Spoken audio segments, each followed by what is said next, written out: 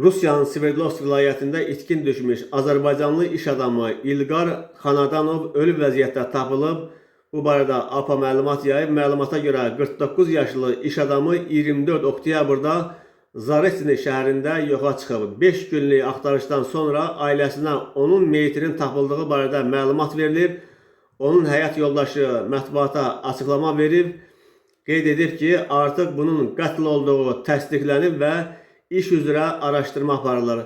Vida mərasimi Zaretində keçiriləcək, daha sonra meyit Azərbaycana aparılacaq.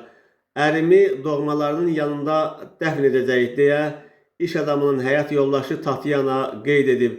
İlkin məlumata görə qatil Zaretində kafe sahibi Pavel T. olub.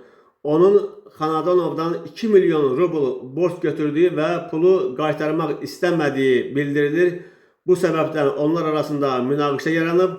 Pavel arxadan balta ilə onun başına vurub.